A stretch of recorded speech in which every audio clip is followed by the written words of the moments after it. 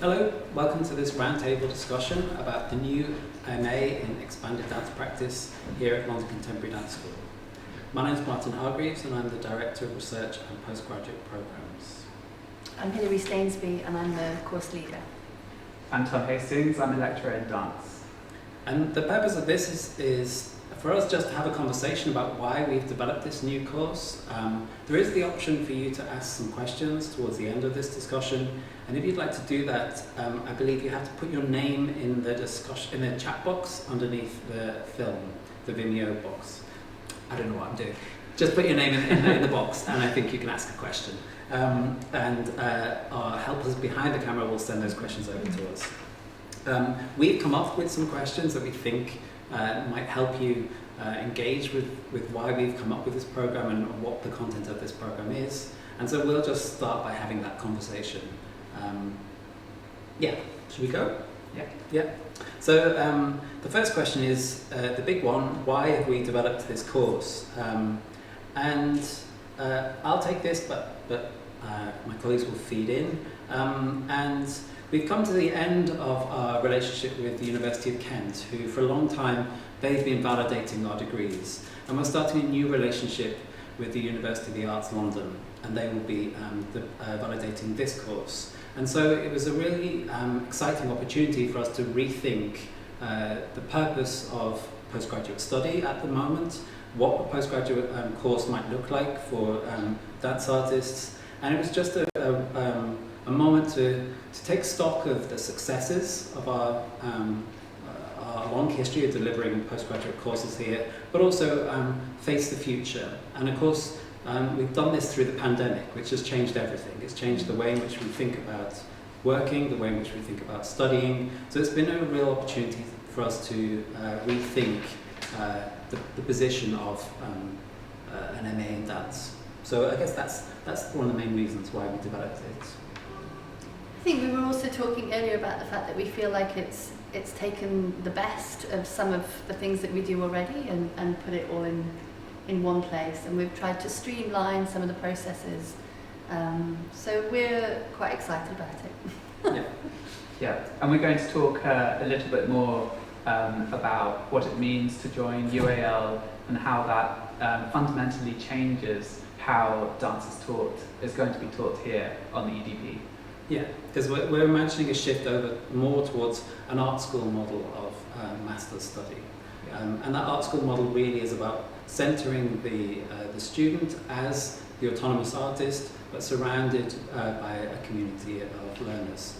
And that there would be peer-to-peer support, and then the structure of the course would also provide a context for that individual's journey through the program.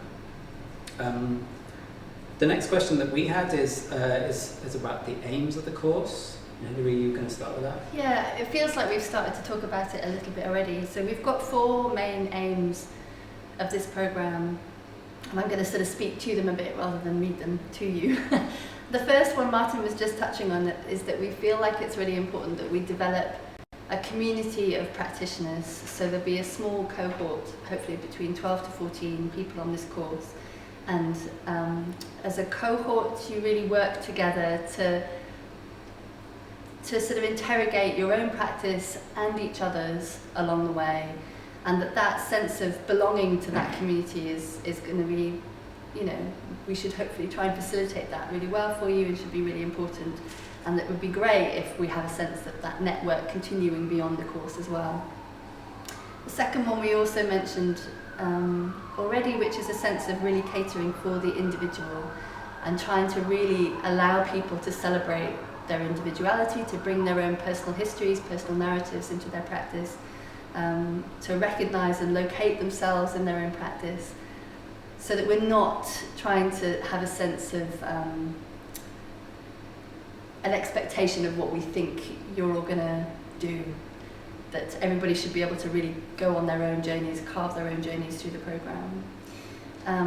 The third one speaks to the title of the programme, really, that challenging boundaries is going to be something that's really important to this course. I think we all recognise we're in a situation where everything is changing very quickly at the moment, And we really want this programme to be future facing. We want it to ask questions. We're not making assumptions about what we're expecting to see students create at the end of it, that we really want the cohort of students to really navigate that path all the way through. And then the last one is just a real desire to create a sustainable creative practice for everybody that's on the programme, and one that can be flexible and that also speaks to lifelong learning. So we're not trying to think just short term. We'd like people to be able to feel like they can either start or continue with a research practice that will really take them, you know, decades into the future, we'd hope. Great. Yeah. So then Hilary mentioned that in the third aim we referred to this notion of expanding, and I think the next question is really around why have we chosen this title, Expanded Dance Practice? Our current MA is in contemporary dance, but we decided to move away from that name into this name, Expanded Dance Practice. And Tom's going to start by talking through what we think we might mean or we might suggest by this term, Expanded Dance Practice. Thank you. Thanks, Martin. So historically, I guess we think of dance as a medium with its set of conventions and limitations, and expectations and styles of production, techniques, trainings, modes of presentation. I think what's becoming increasingly clear, especially through the pandemic, is just the many different ways that dance happens. And EDP, Expanded Dance Practice, is really launching from this shift we're working through now. So expanded gets us to think about the location of dance. What do we mean by contemporary dance? Of course, as a field, there are a whole set of assumptions governing what dance is, and those will be up for debate and up for interrogation on this course. So one way we're thinking about expanded dance practice in terms of mode of delivery is thinking about how dance happens in relation to research and independent inquiry.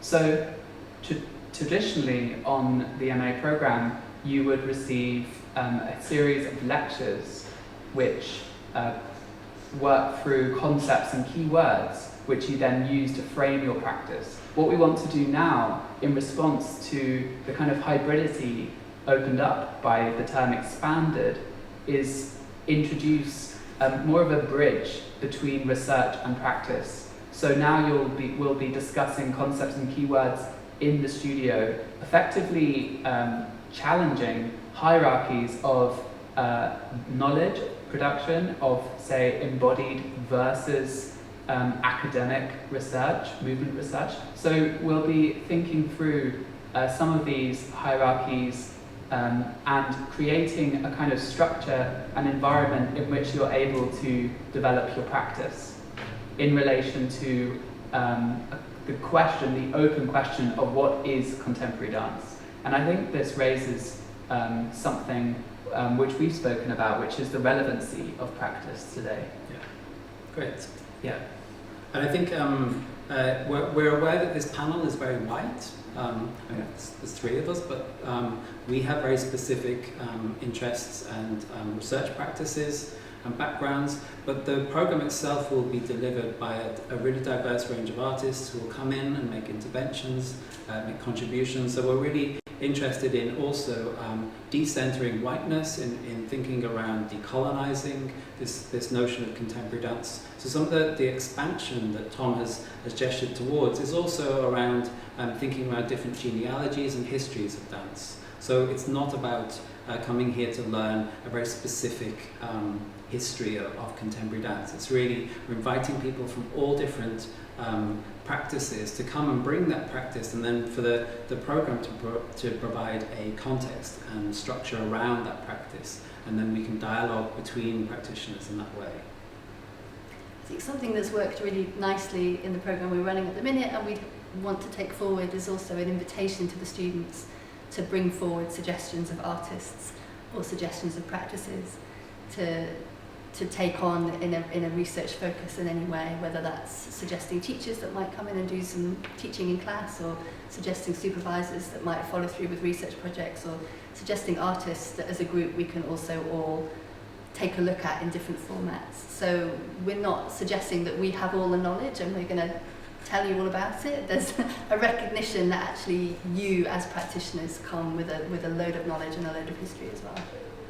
Yeah, and I think one of the exciting things also about this program is that we're a small core faculty, but of course we're situated within the place, and the place has a huge range of artists who come through the building, both literally through this building when it's open and inviting people to move through it, but also it connects really internationally with a range of artists and artistic practices, so that the faculty really draw upon the expertise of the whole of this institution. The next question we thought some people might be interested in is around how the course supports artists into the professional sector. I think the shift in our thinking around this new course is that there isn't a singular pathway that dance artists take.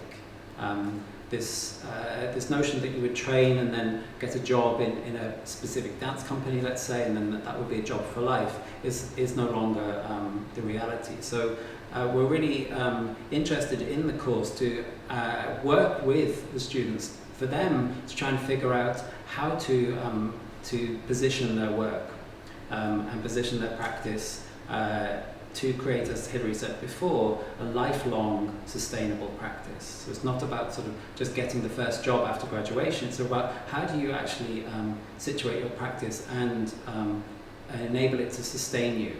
And the structure of the course has 3 units. So the first one is locating practice, so that really is around asking where does my practice sit, both in terms of histories, in terms of concepts, but also in terms of institutions and frameworks. The second one is resourcing practice, which isn't only just about resource such as money or space, it's also embodied practices. It's about how do I sustain myself in my practice. And then the third one is applying practice, and that's how do I then invite other people to encounter this practice? What is that interface with my practice? So we're not assuming, again Hilary has mentioned this earlier, we're not assuming that you come on this course and you end up making a piece, and that piece is the consolidation of all your ideas. We will work with you as an individual artist across these 3 units to develop the practice that is most appropriate for you. But it is always with an eye to thinking, okay, who outside of this supportive scaffolding might also benefit or dialogue with my practice? What other institutions, what other communities might benefit from a dialogue with the artist's work? And I think it's also worth recognising that speaks to the practitioner, not just as choreographer, but also as dancer, as teacher, as community artist, as facilitator, as producer, that you might come in with a particular focus in one of those areas, or you might come in really thinking broadly across the spectrum. But yeah, you can come in with a line of inquiry and follow it through. Yeah, I think we're kind of looking to shift away from a kind of conservatoire model where you are here to undertake a kind of rigorous but slightly narrow-minded training that will lead to a spot in a company, and rather invite you to come with a set of questions, a set of open questions which we can, through the structure of the program, allow you to further develop. And with that, we're thinking of the broader scene of contemporary dance and the reality of a portfolio career, and the way you will be involved in many different kinds of work, both when you arrive at LCDS, but after your time here as well. Yeah, great. We've maybe already touched on this next question, but it's asking what kind of person would suit this course. Hilary, do you want to start? The course that we run at the minute is very similar in lots of ways. We have an MA called Developing Artistic Practice, and lots of the people that come on that programme I also imagine as being the kind of people who are going to come on this programme, but not exclusively so. So some of the qualities that we were talking about before were maybe people who were really willing to, we've talked about it a lot already, ask questions. And it might be that you come with questions already, or it might be that you come ready to interrogate and those questions arise through propositions that we set up. I think there's a real sense that we're looking for people who are willing to try things out, who can be curious about what they're doing and why, who can be self-motivated and self-reliant and be ready to generate material, whatever that material is. A generosity towards others is a really good one, especially in the sense of developing a community that will really spar off each other and really support each other through the programme. Yeah, I think those are headlines for me. Yeah, and I guess if you're watching this and thinking, is this course for me, then do get in touch, because it probably is. If you've come this far to watch this video and you have this level of interest, then it's possible that the open structure of the course will facilitate the development of your practice.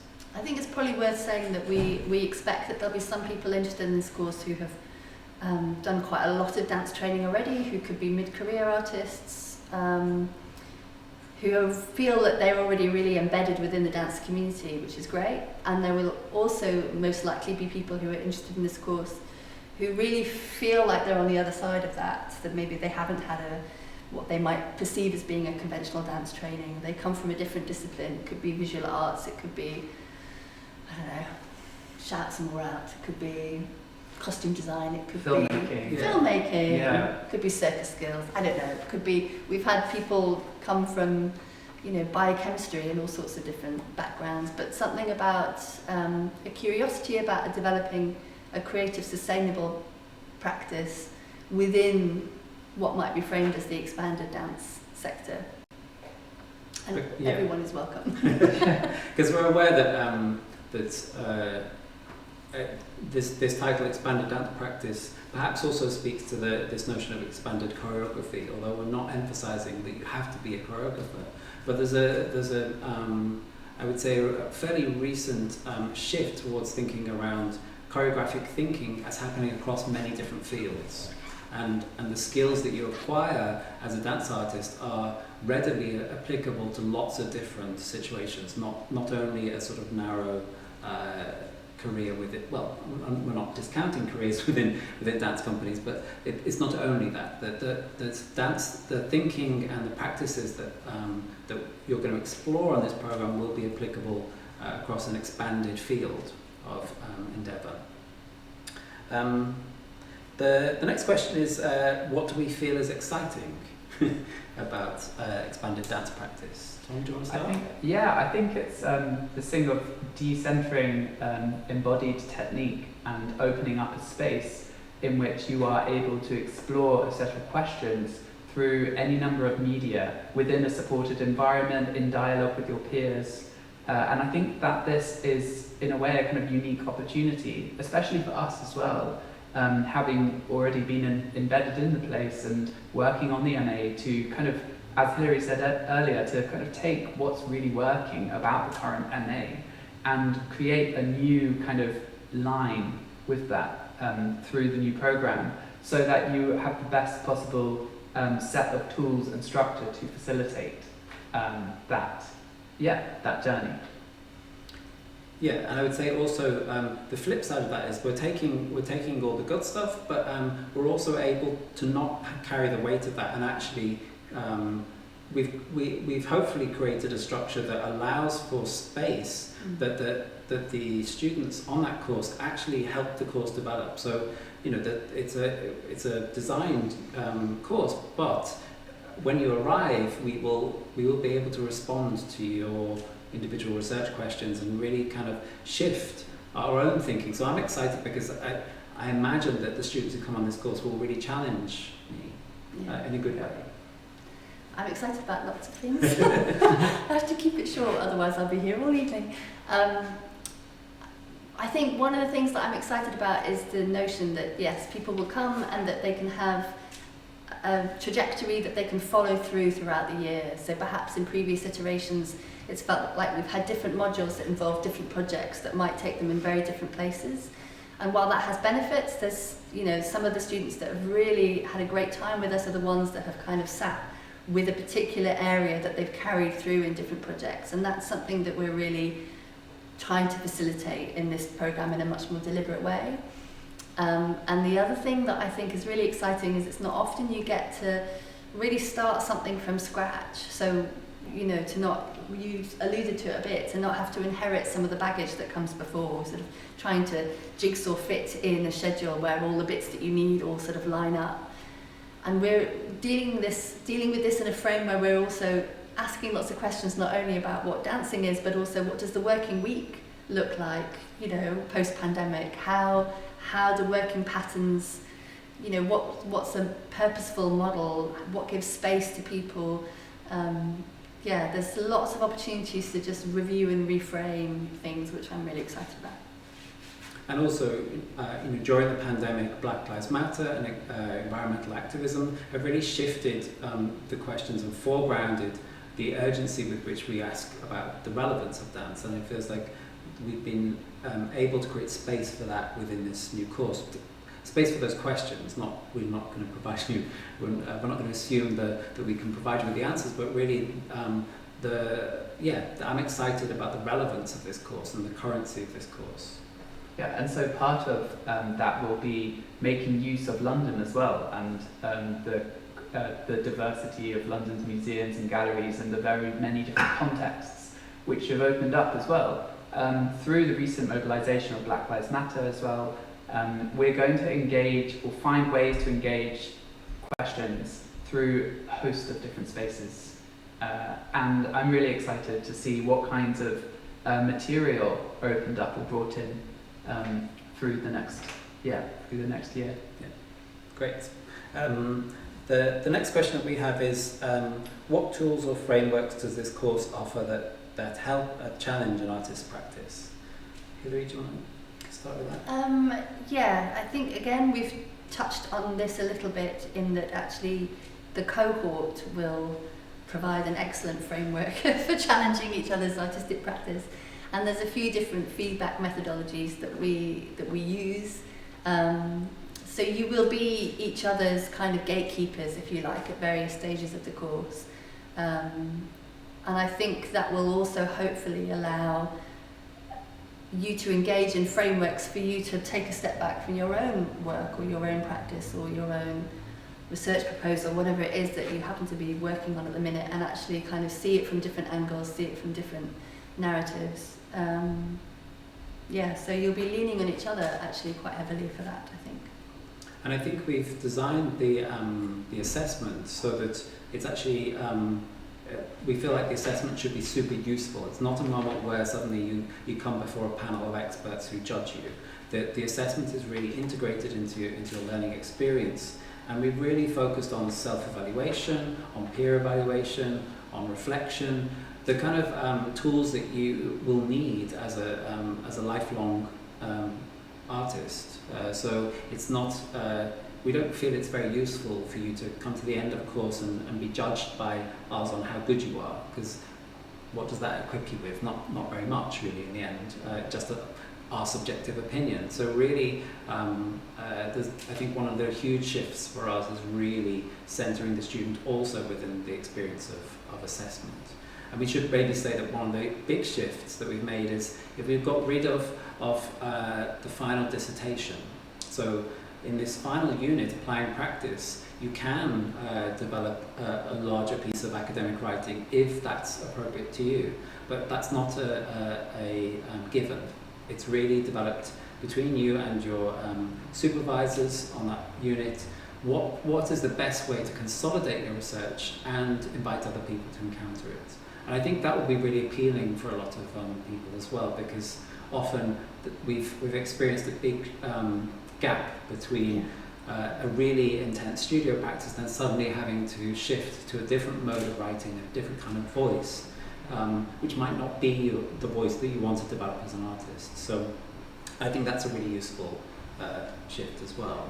Yeah, so we're really opening up research as a live process that cuts across the studio and other outcomes and forms of making, but we're really not looking to centre on the final performance product as the encapsulation of your process. So we're really opening up research as an ongoing process that takes you forwards. And I think that connects to the idea of expanded as well. Yeah. I've just been asked to ask everybody watching if you can refresh your screen so you can see the chat box.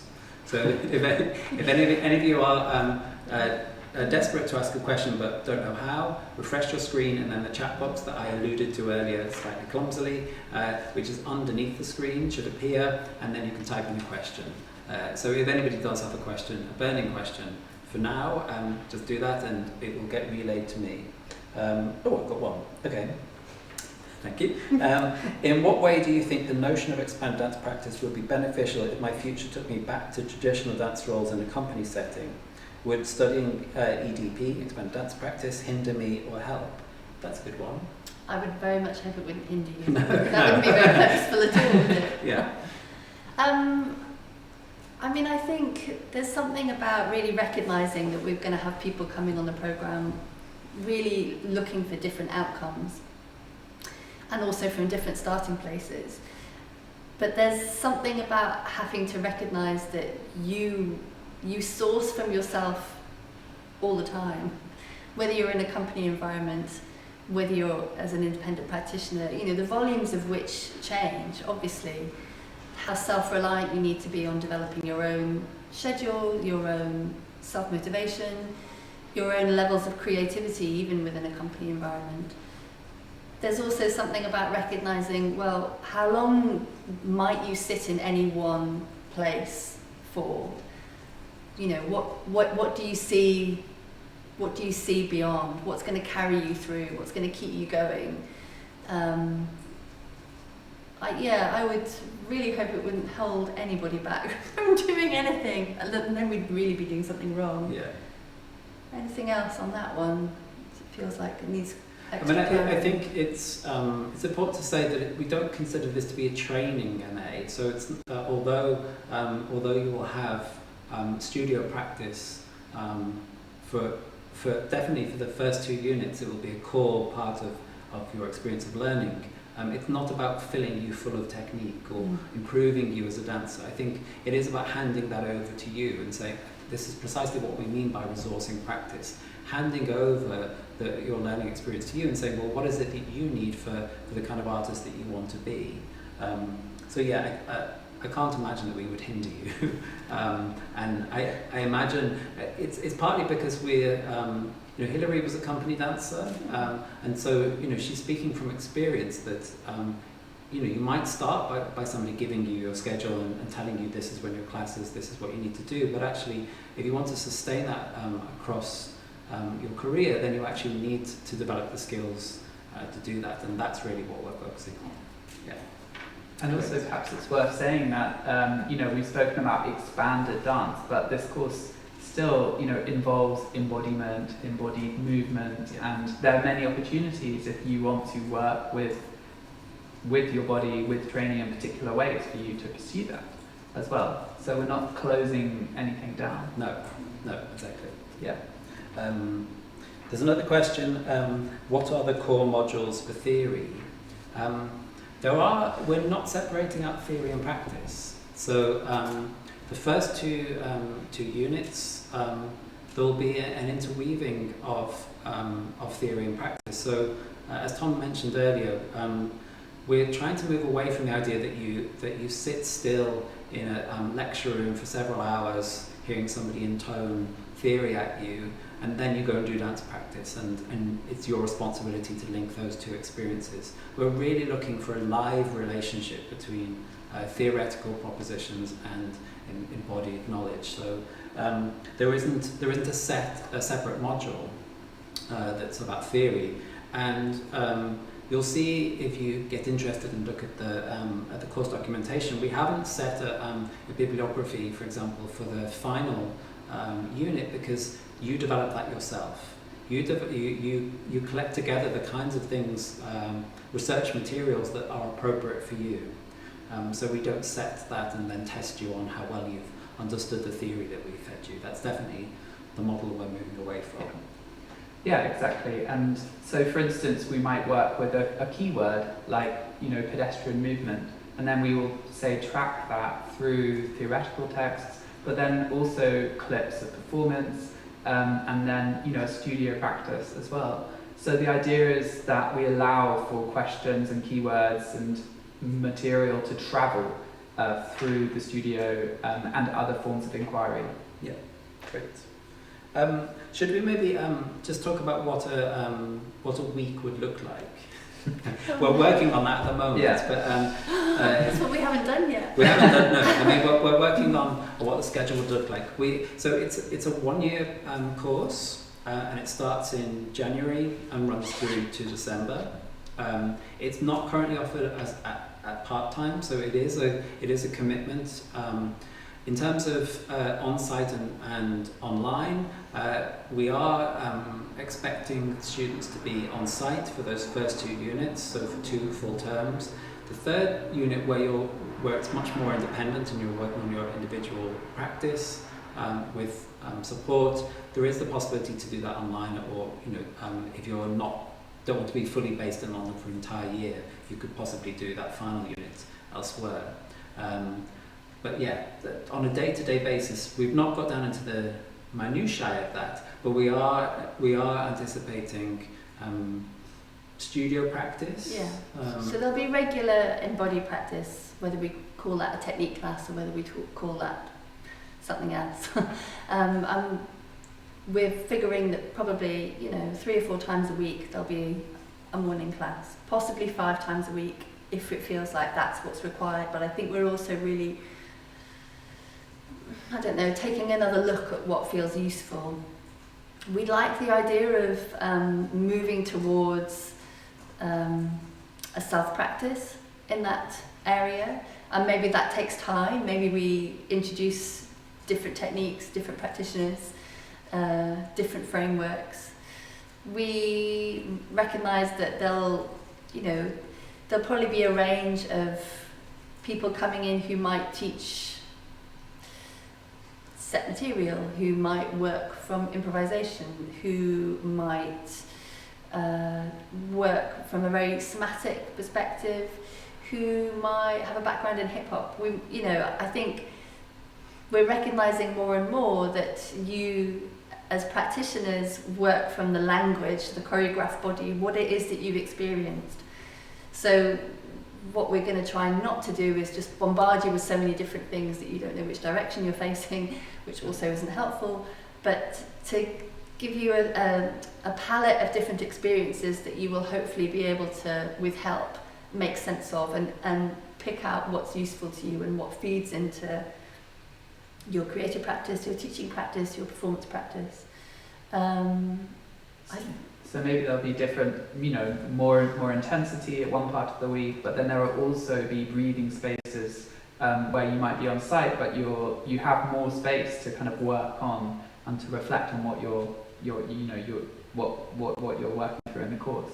And as well as breaking down the practice between embodied work and academic work, there's also something about the performative and the choreographic, or technique and improvisation, or all of those things. So in the hope that we don't end up in just some sort of vague mush that we just all travel around in for a whole year, but there's also a dialogue between what are these different practices, what's useful, what's the link between them, where does everybody feel like they want to sit, what do people want to continue doing, so that if you're then teaching afterwards, what is it that makes up the history that you bring with you? Yeah, and there's moments where we'll draw upon the expertise of the whole building. So certainly in resourcing practice, there's expertise. I'm gesturing that way because their offices are over there, but we have a whole team who work in artist development and touring, and they have a vast range of experiences that they can contribute to talk to you, and even just basic things around funding. We'll have sessions that are quite prosaic. How do you apply for certain funding opportunities? How do you position yourself when there's a call out? How do you look at the different contexts in which either emerging work or different kinds of practices are being situated? So there'll be a range of different teaching experiences as well. There'll be it's focused on studio practice, but there's all these other exciting to us elements around that. Yes, great. A great question. How integrated would the expanded dance practice students be with other students at London Contemporary Dance School? What is the student body community like? That's a great question. So moving forwards, we'll have 2 MA programmes, this one and the MA in Screen Dance. And of course we're sat here in a situation where we can't mix those groups at all other than being online, because they're working in separate bubbles because of COVID restrictions. And that's something that we've really missed out on this year. And we're going to try and see if we can do a little bit of it towards the end of the year, when hopefully restrictions are easing. But I think we recognise that there's always a desire for collaboration, particularly across those 2 MAs. And that's something that is a point of discussion moving forward, that we have previously had a few shared modules, and that won't be sort of as explicit moving forwards because the programs are quite different. But I think one of our jobs over the next few weeks is to really recognise what experiences are going to be useful for both cohorts. Where can we put 2 groups together, and where can we share expertise? Where can we allow the students to collaborate with each other? The BA students and the PG students, I don't know about mixing moving forwards, because there's a new BA programme as well. Yeah, that would be in the first year for the BA. That would be the new programme as well, rolling out. I think there'll be crossovers in terms of, say, sharings of work. So, you know, what the great thing of being on site with all the studios in one place is that you are able, you know, to go in and see work in progress, and there are those more kind of like unplanned interactions and encounters, which, of course, with COVID haven't been possible, but really something that we're looking to bring back at the start of the new programme.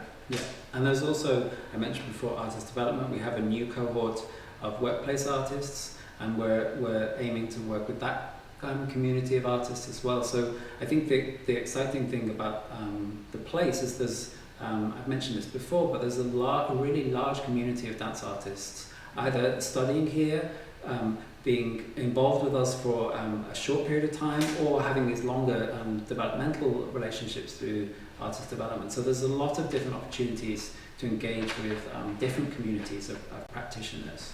But yes, we will design those moments. Yeah. It's also informal, but there's a few committees or groups or that are student-led, and that the reach for those is from UG and PG. Yeah. Feminist Society being one. Yeah. And there's student rep roles. Yeah. As well. Yeah. Yeah. Yeah. Great. It looks like there's another question coming through.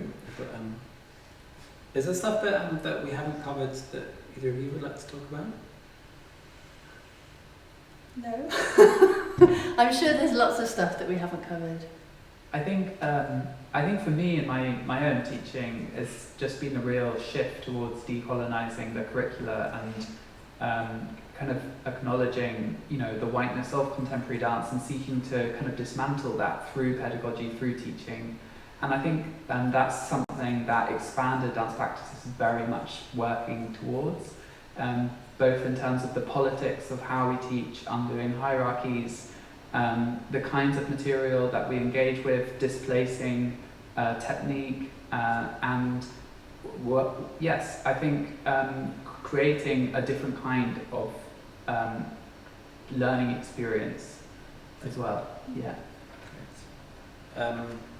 So if that's it, I think this might be a nice place to finish. The applications are open, and we're really looking forward to hearing from you.